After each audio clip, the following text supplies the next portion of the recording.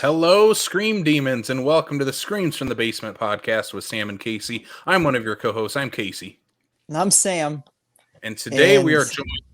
Oh no, we don't oh do that on interviews, Sam, no, I because know. we're I was jumping in. I'm sorry. I'm you were excited. jumping too early into this. Because we're not going to start screaming yet. We have one more person joining us We today. do. We're joined by writer, director, VFX artist Joe Castro. Joe, welcome to Screams from the Basement. Hey, gentlemen, how's it going? It's Casey, Sam. It's an honor and a privilege to be here. I love that intro. The intro is like very spooky, like real spooky. I Mhm. love it. Yeah, Thanks, yeah. man. Yeah. Thank you. Yeah. Thanks.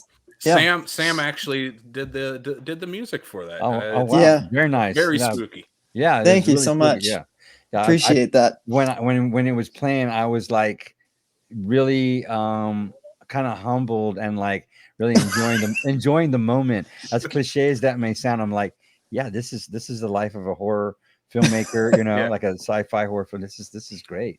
So Yeah. thanks, That's thanks for having awesome. me. Yeah, Thank you so much. That's so absolutely. kind. Yep. Well, today we're talking Terror Toons 4 with Joe today, and we don't usually do this, and I'm kind of like, this feels like something we should do every time we talk about a movie. Sam, is like, play the trailer. We have those capabilities now in Yeah. 2023 to just play the trailer when you're talking to the filmmaker. So hopefully this works well. Hopefully there's no too much lagging or anything, but there it is. Pulled it up on the screen. We're gonna watch the 35-second teaser trailer here of Terror Toons 4, and then we're gonna jump into the conversation with Joe. So here it is, the teaser trailer for Terror Toons 4. Hey, look at me. What are you up to? This is not cartoons. It's Terror Toons. This is where it all began.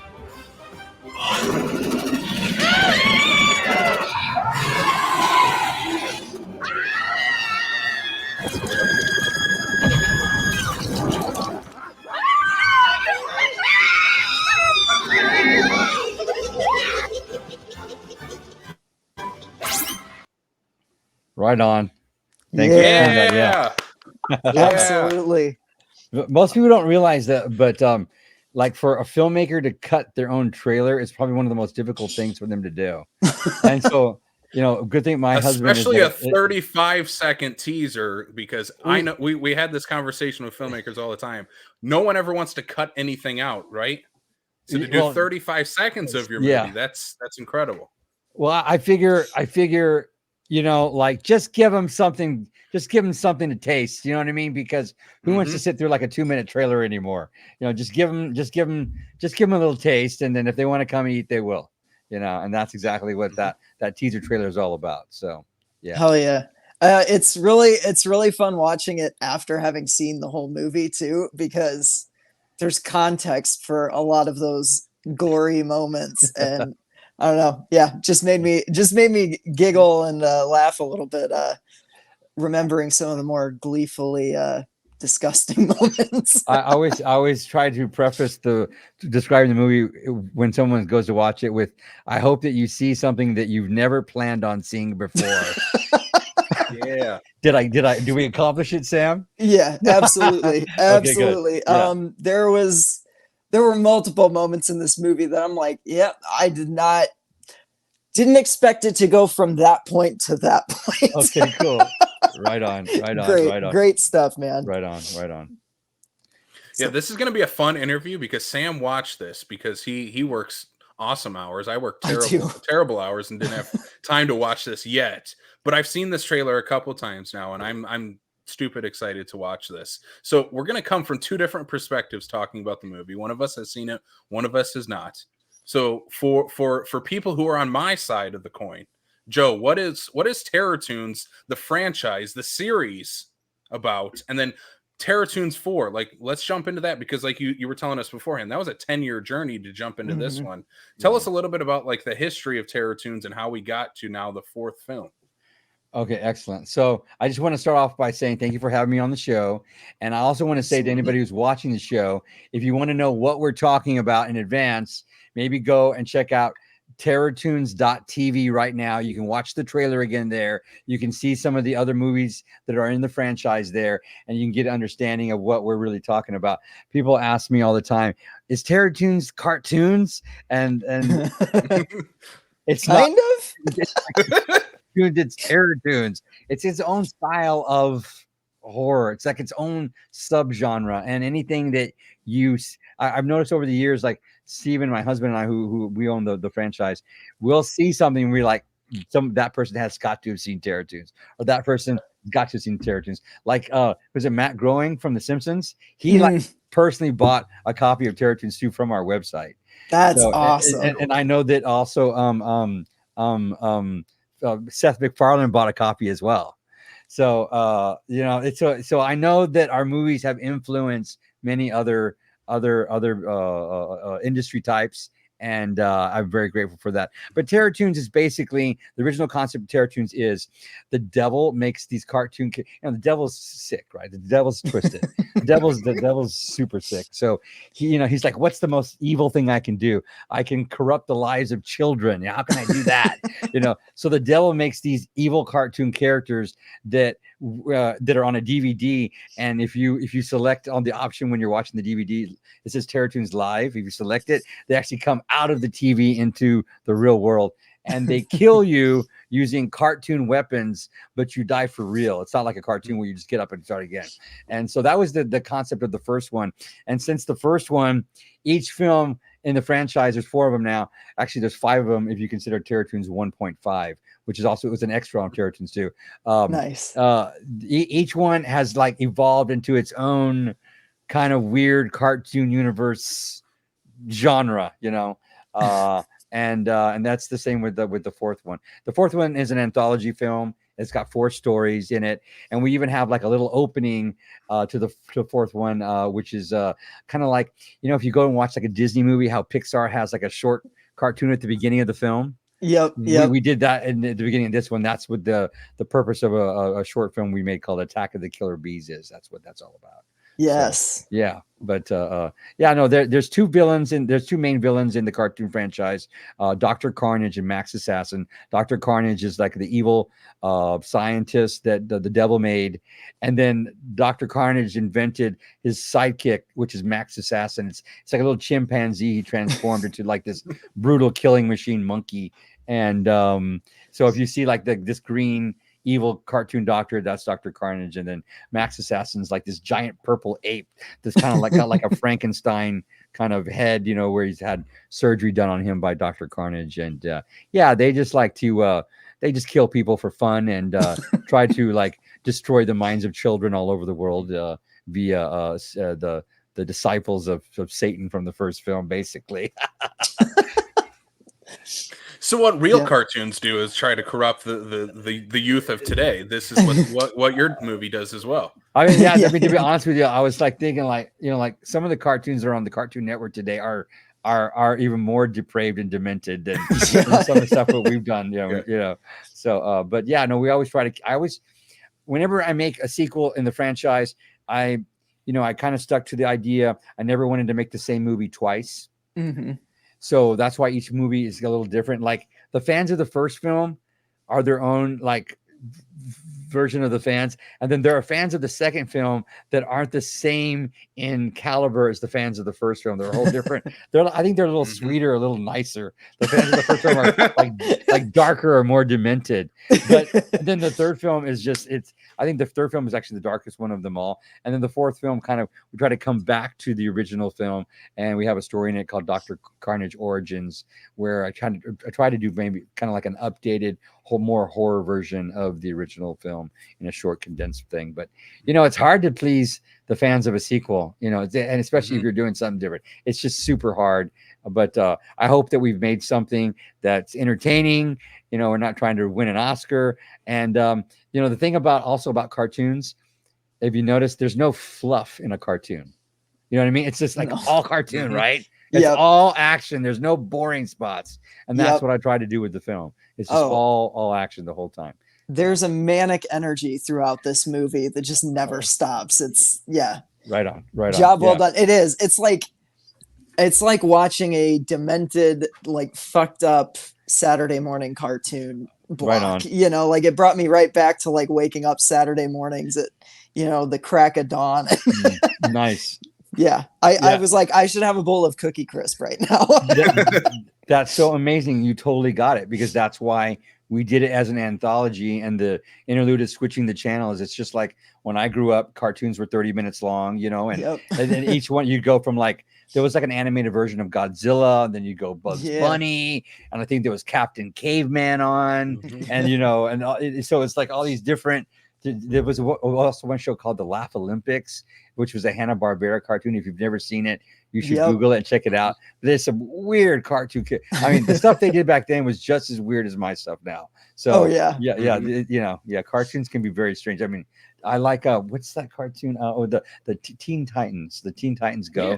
Oh yeah, that's like one of my, because there's like no rhyme or reason, and they do the craziest stuff there. And there's like all these subgenres of like kind of what's the political way to say this? Just kind of like sexual identity going on in there, and you know, the villains are heroes and the heroes are villains sometimes, and there's all kinds of romances and stuff going on in there. So yeah, I just wanted to kind of throw it all in like that. Yeah. I mean, job well done. Like that's exactly what this movie feels like. Thank you. Speaking of the short that you opened this movie with, you kind of talked a little bit about this before we started recording, but the first note that I have in this movie is bees.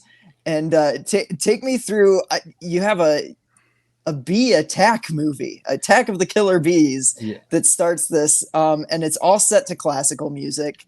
One piece in particular, Flight of the Bumblebee, I died laughing. I'm so happy. I'm a classical music nerd, and like as soon as that, I was just like, oh my god. Yeah, you know, that Fly the Bumblebee is like one of my probably my favorite classical piece of music, and I've always wanted to do kind of like a musical video interpretation with it.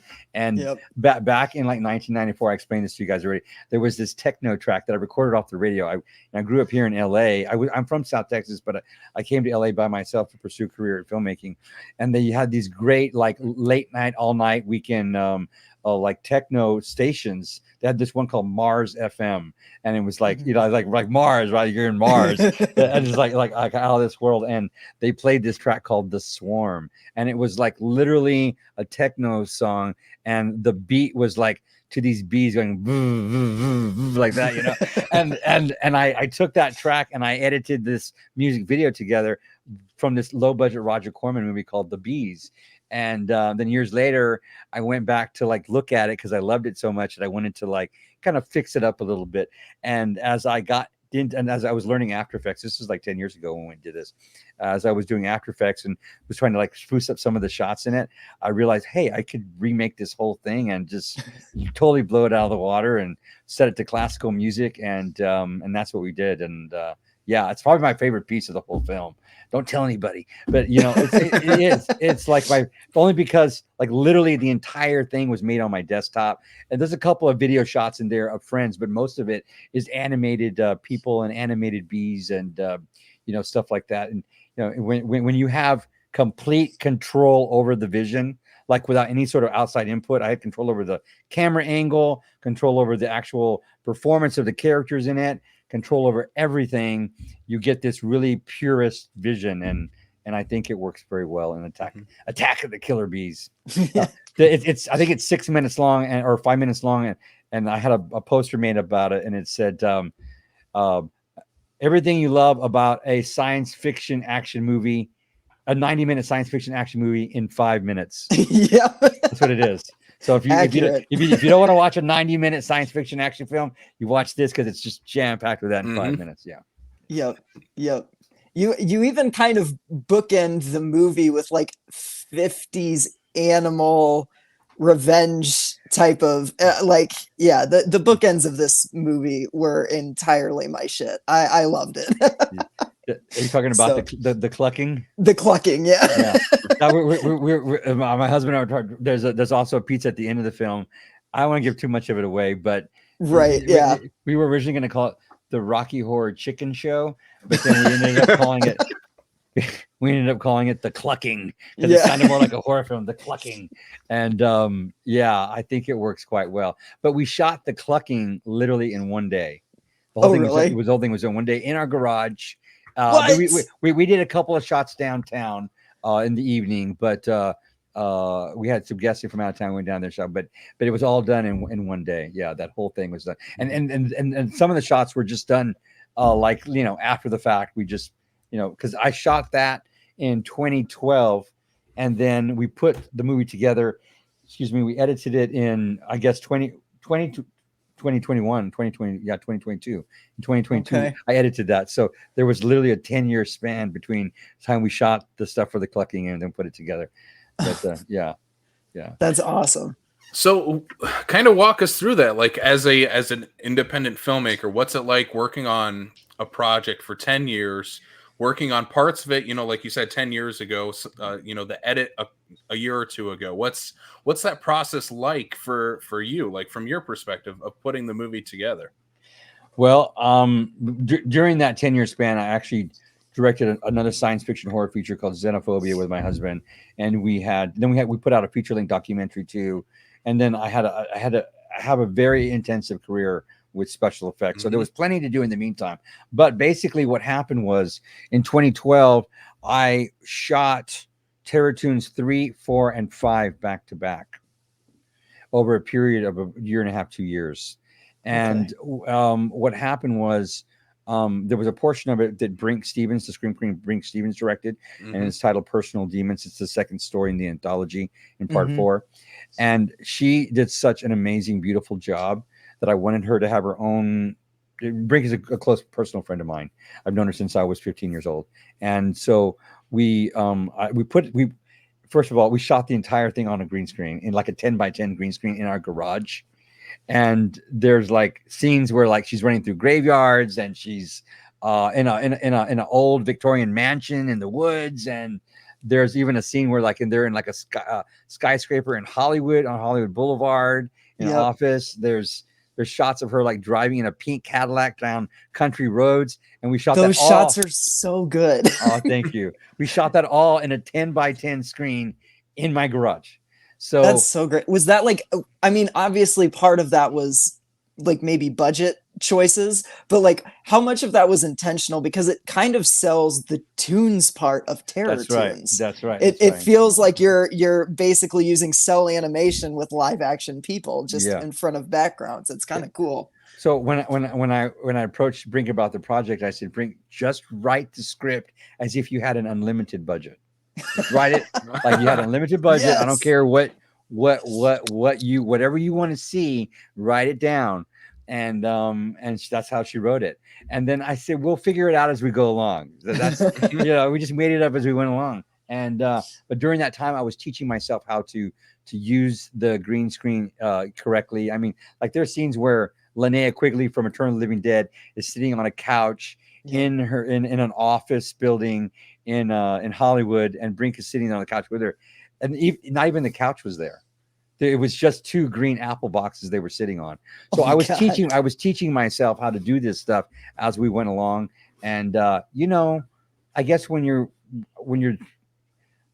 I feel like I love and respect Brinke so much because I've been her friend for so long, and it was her directorial debut.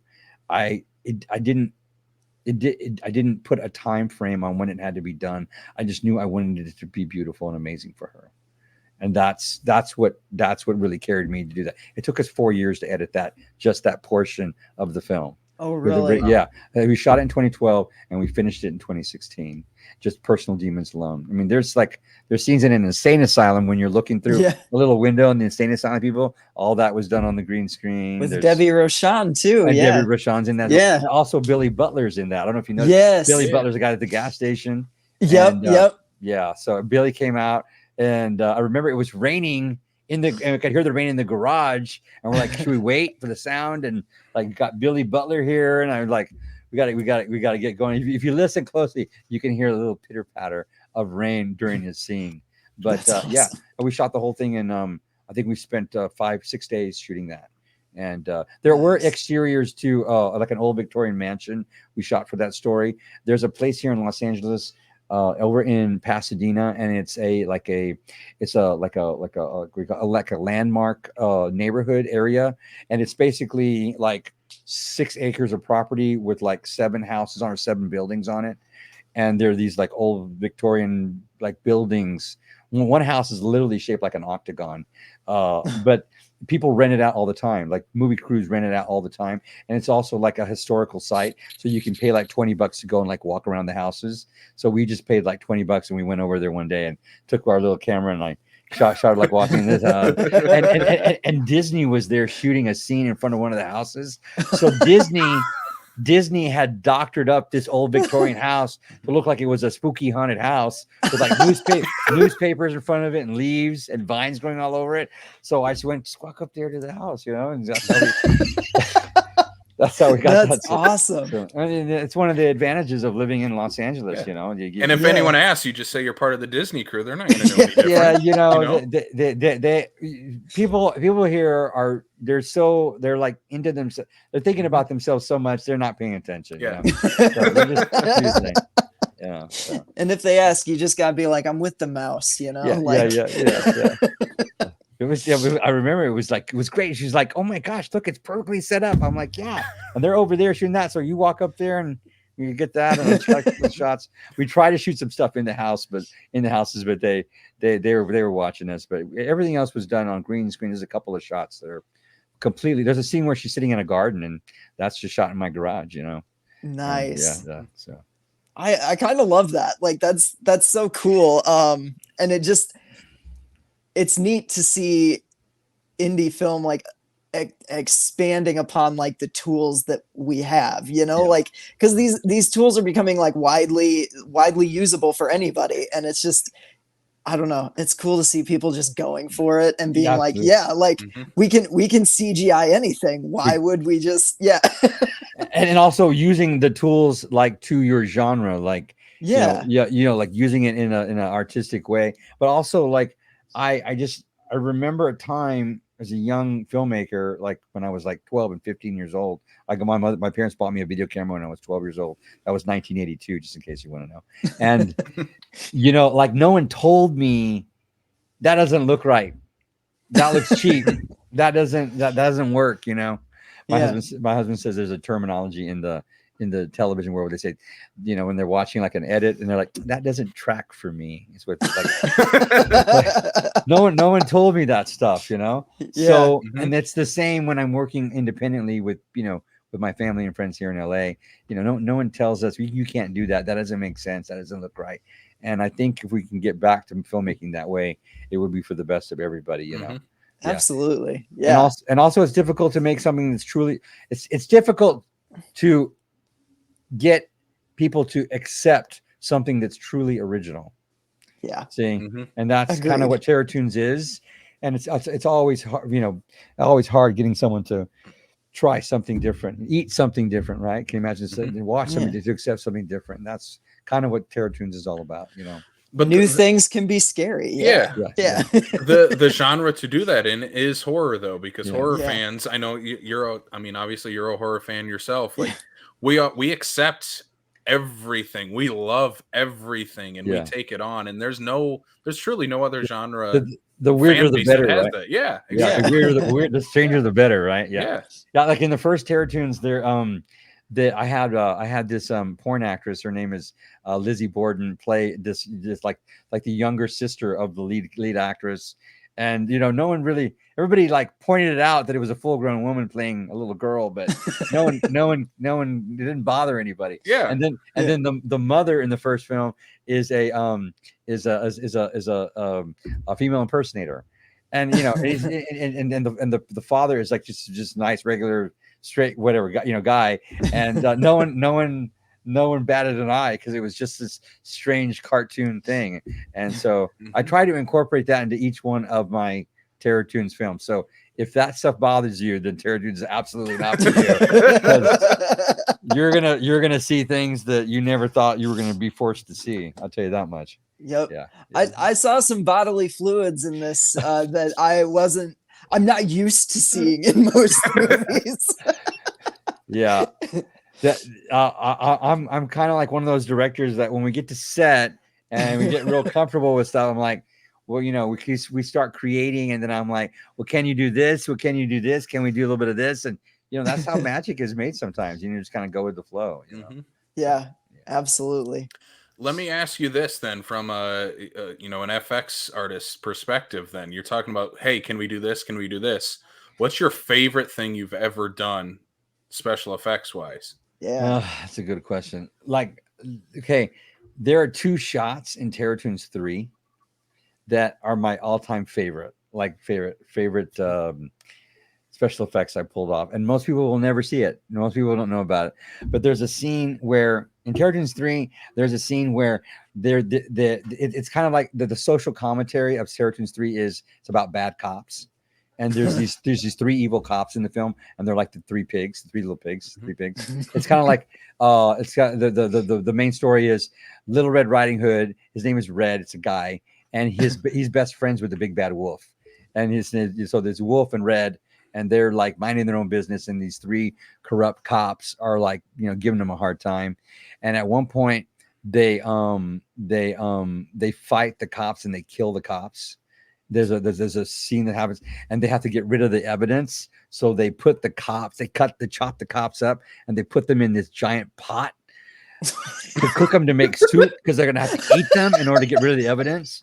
And didn't that sound like a fairy tale, like a cartoon, right? Yeah. So so they That's put them a in grim fairy tale right there. they put them in a giant pot to eat them to get rid of the evidence. And there's a warning label on the pot, and it says, warning, this is a magic pot. That's all it says. And they don't see the warning, and they cook the body parts and in this big pot, and it basically it brings everything to life that it cooks. So it turns into this giant pot of like living human body part soup. And there's a scene when the pot falls off the stove, and it lands on the floor.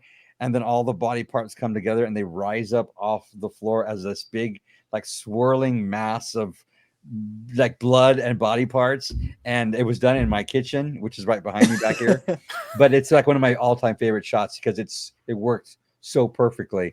And you have to see it. You have to see it to understand what I'm talking about. But yeah, it goes like this, and it swirls up like it looks like a twister, and then like it starts to swirl up. All the parts are together, and they all twist up together, just like you'd see like in a cartoon, But it's that done, rules. It's done as a live action shot. And then there's one other shot in that film where the evil character's name is Dr. Carnage, and he's okay. Have you ever seen that little baby toy? It's like a little ambulance. The kids like you play doctor with or whatever, and if you roll it back and forth, it plays that song. Head, shoulders, knees and toes. It's like yeah. Okay, so Dr. Carnage gets that toy and he turns it into like a full-size car, and he gets into it and he's driving it down a hospital hallway in the emergency room, running people over with this. And it's going head, shoulders, knees and toes. And so, and Steven and I built like a full miniature of a hallway. We got the actual toy, and I CGI Dr. Carnage into the window, and we did the whole thing, the whole bit. And it's like a 10-second shot, but it's like, it's priceless when I watch it to be able to accomplish something like that on a micro budget. Yeah. God, that's awesome. That's so cool. That's like that makes me want to go get Terror Toons 3 now. Terror Toons 3. Like all of these, yeah. It's so demented. It makes me, that edgy manic feeling you were talking about part 4. Yeah. Terror Toons 3 is that times 10. It's so you're like, even when I'm watching it, I'm like, did I make this thing? Oh my gosh, it's so weird. Yeah, no, there's some really strange stuff in it. Yeah. Oh, that's great.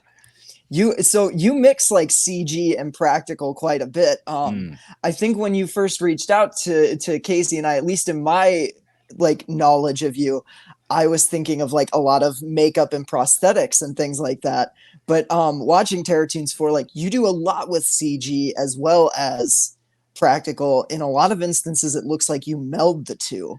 Yeah. Can you talk about that and what that process is like? Yeah, that's like my all-time favorite thing to do. Like back in 2010, I went to a place called Video Symphony here in Los Angeles to learn emotion. It was basically a motion graphics class in After Effects, and then we did a little bit of Maya and learned a couple of the other pieces and just got a flavor of what we could do. But I was using it all for like animation and like doing character-driven stuff. So what I like to do is I like to look at a special effect, and then I'm like, how can we take this, even if you do something amazing practical, how can we then take this to the next level?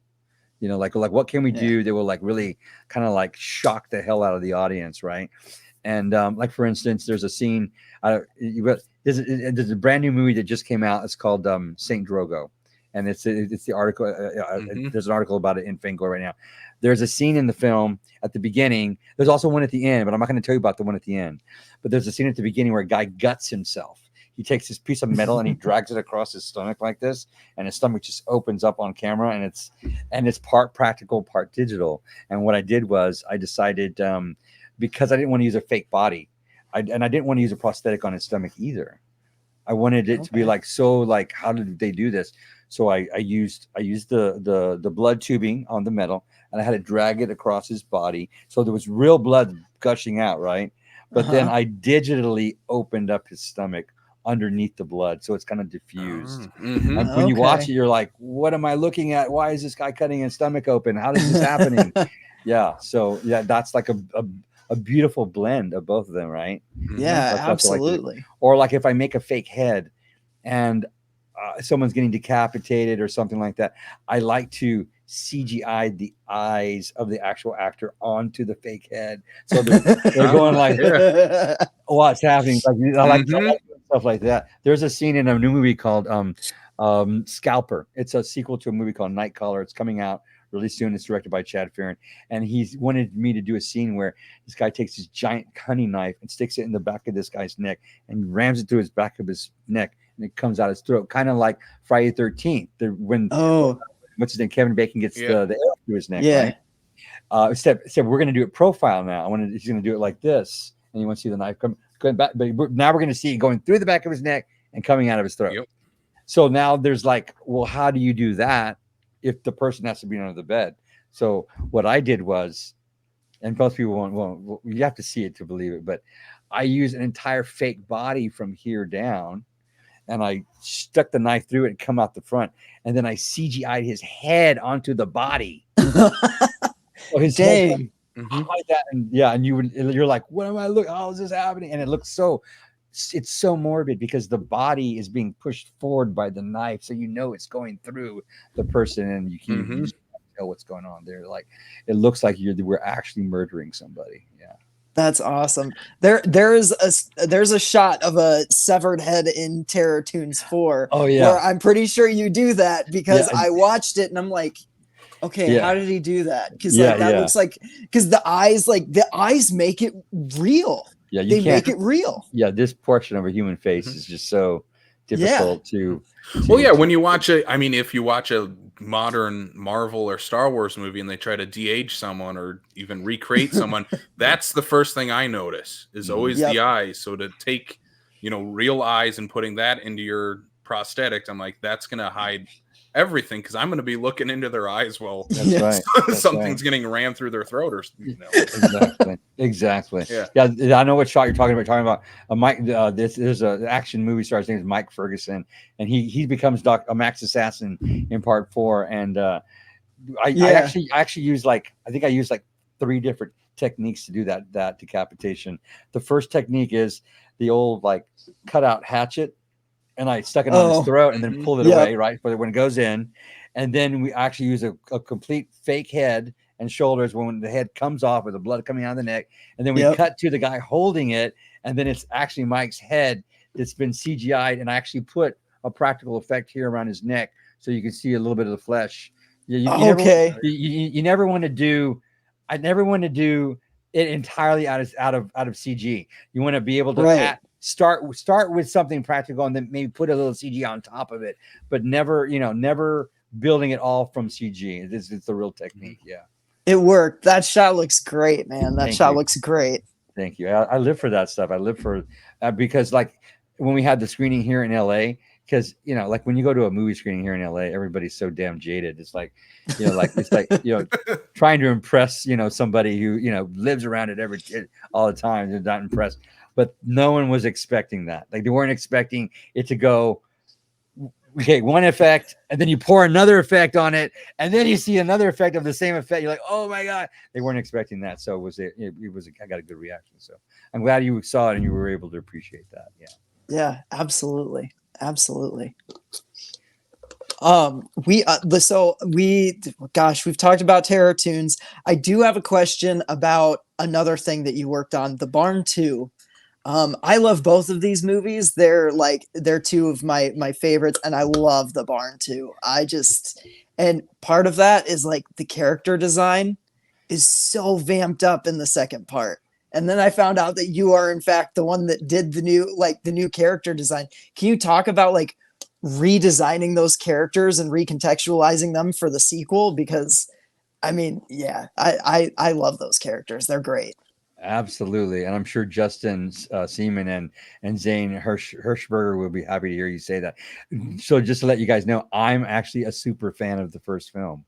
Yeah, that's how I met Justin. I'm like a total super fan of the first film, and I reached out to Justin and I said, like, what you did with this movie on a micro budget blew my mind, and I just like thank you. I said like thank you, like thank you for doing this, because this is the cool stuff that we love about the movies from the 80s, and the fact that he was able to like he created his own universe, his own world, his own style, his own Halloween style with the original Barn. So when I reached out to him, and then I also noticed there's a death scene in the original Barn where a guy gets his head carved like a jack-o'-lantern. Yeah. Right. And then I noticed 2 years later, I believe it's Halloween. Yeah. Kills. Halloween 18. Yeah. Yeah. They copied his special effect, because I told Justin when I saw the Barn, I'm like, that is the most original Halloween death I have ever seen. And for the idea that Halloween then would put it in their film, they had to have seen your movie. They had to have seen your movie. That movie is so influential, and no one realizes it. But that movie is huge. Yep. So I told Justin that, I said like, that's just goes to show you how powerful your movie is.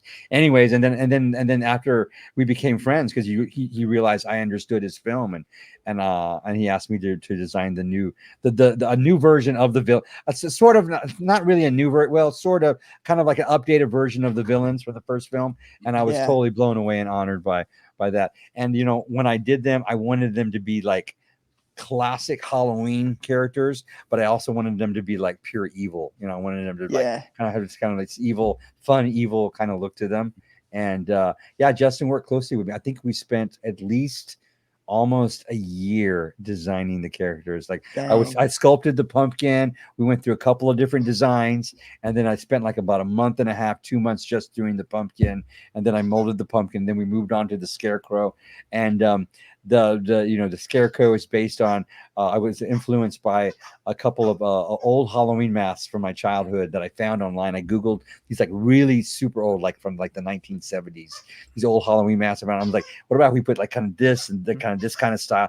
And he's like, but it needed to be, of course there wasn't like a corn on the cob killer back in the 70s, but we added that. And then Justin, he's like, it needs to have the candy corn teeth, and and then so we just kind of work together, and I basically when I'm working with the director, my whole intention is like to go into the mind of the filmmaker and try to like extract what they see, so I like to work really closely with them. I'm not like this kind of artist that's like, okay, we're gonna do this, and then I don't talk to them until like the day of the shoot, and I show up like, here you go, this is what you get. No, I don't do that. I like literally will send them a picture, a video every step of the way, especially when I'm making crucial decisions like, what do you want? I asked Justin, because like the candy, the corn on the cob guy has like one eye. I even sent him samples of what I wanted the eye look like. I went and I like Googled like cataract eyes, and Googled like like screwed up like cancer eyes and weird. Like, which one do you want it to look like? And he sent me back the picture of which one he wanted it to look like, and that's what I did, And so we work really closely together. And then for the boogeyman, the third one, it had to be very close to the original. I knew he wanted it to be very close to the original one, so I really didn't deviate far from that one at all. It kind of had like the same, those little indentions here, and I remember the brow was very specific, and even the way he had the lips. Of course, he was kind of like half decapitated, like to the mouth, like this in the first one. So I had to implement that on the new design, and then Justin plays the boogeyman in the first film, and I believe he plays the boogeyman in the second film too.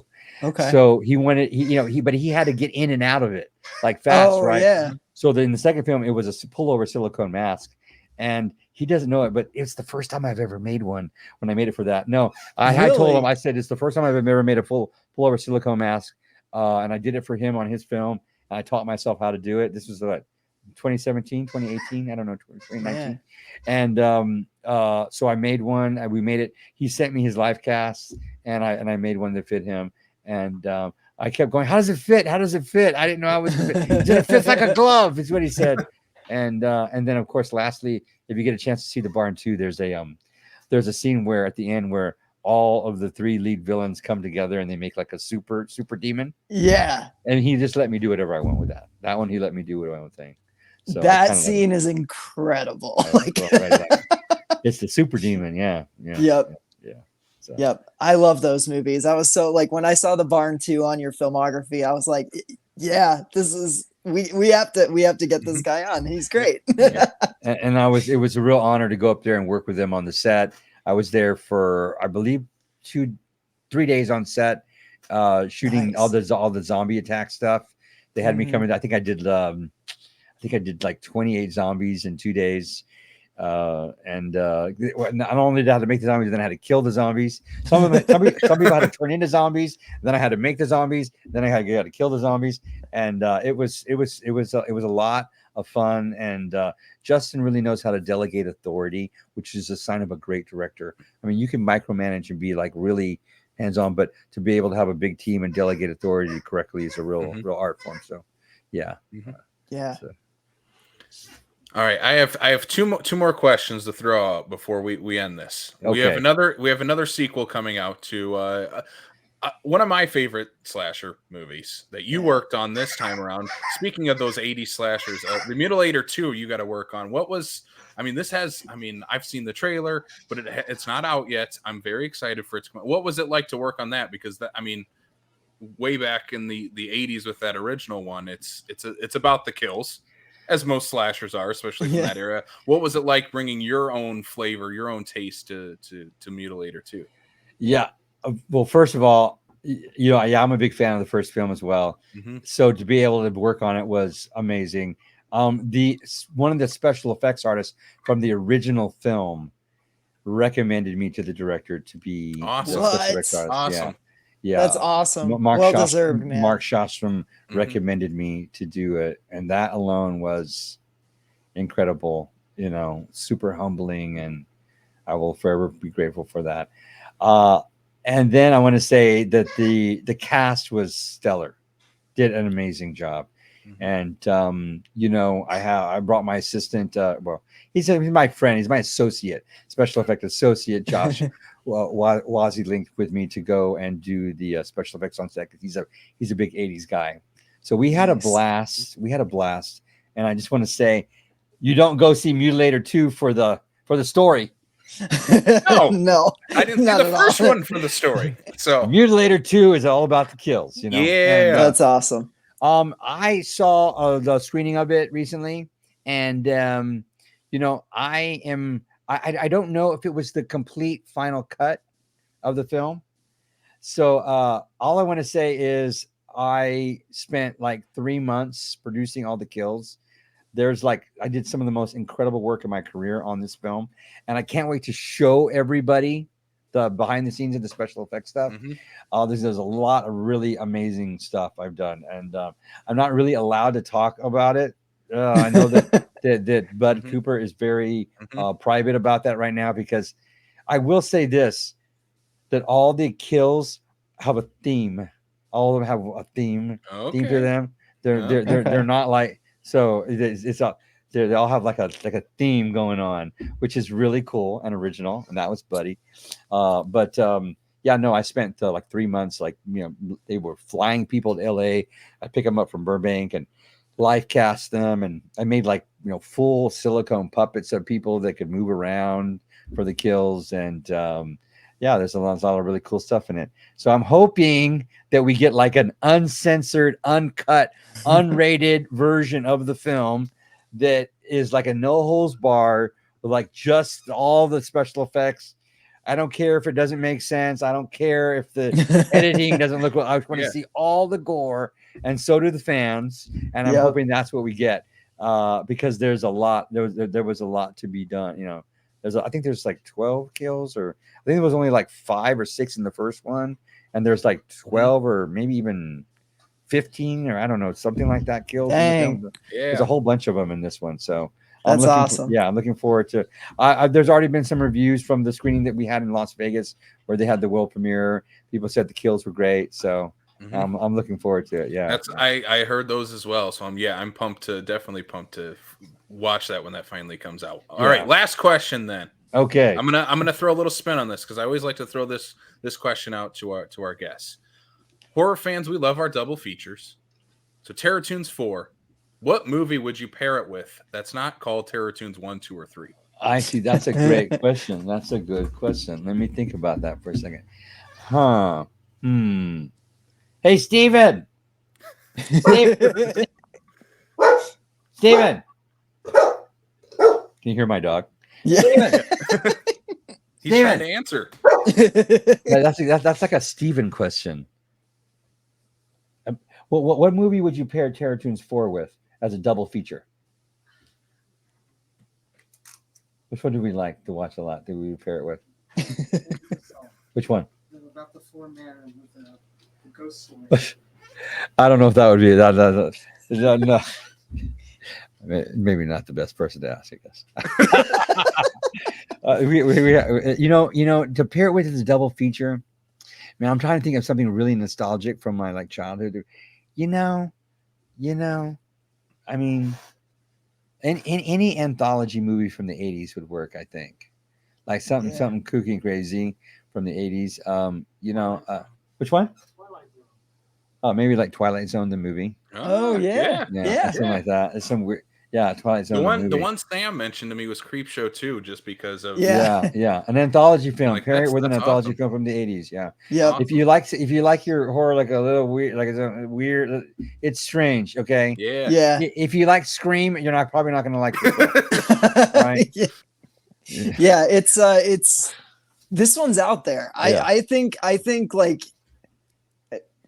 people are gonna be on this wavelength. Like it'll find its people, because this is weird and cool, and like congrats on the movie. It's seriously, it rules. Thank you. It rules. Thank you. There's a lot of love and a lot of dedication that was put into it. This was not a rush job. Every shot in the film is literally meticulously produced. Like literally you can tell when you watch it. It's not like something and there were moments when we only had a day or whatever to shoot it.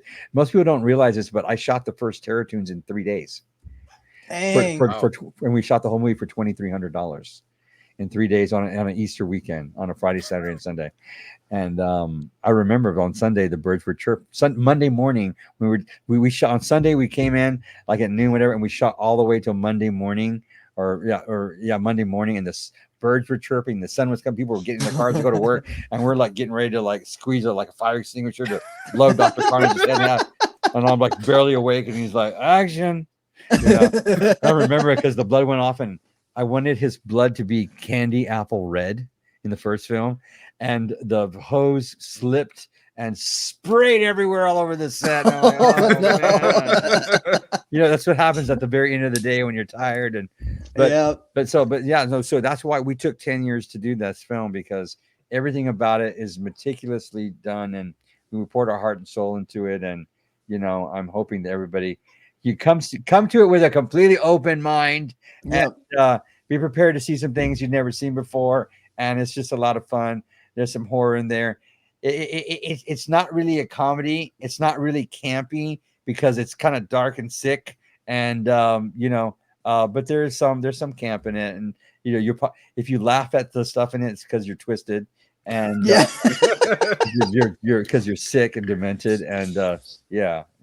So if people are sick and demented individuals like me and Sam, where can they watch Terror Toons 4 again? Yeah, you go to www.terrortoons.tv, and you can get your we're only doing Blu-rays right now, but it will be streaming soon enough, and you can watch all 4 Terror Toons there. Right now we have a box set out called the Terror Toons Quadrilogy, and it comes with this really cool lunchbox, and there's all kinds of extras on it, and you will absolutely see things that you never dared dream of seeing. Awesome. That's awesome. Yes, Terror Toons 4. Go watch it. Joe, thank Yes. you so much again for coming on and talking to us about the Terror Toons series, your career, everything. Thank you, Casey. Awesome. Thank you, Sam. It was an honor and privilege to be on the show. I appreciate what you gentlemen do for independent film cinema. And if you're ever out in LA, let me know, and we all can go grab a bite to eat and talk shop and hang out. Hell yeah. Hell yeah. That sounds All right. awesome. Thanks, Joe. All Thanks, right. Be Joe. good, gentlemen. All right. Have a good day. See ya. Bye-bye. See ya.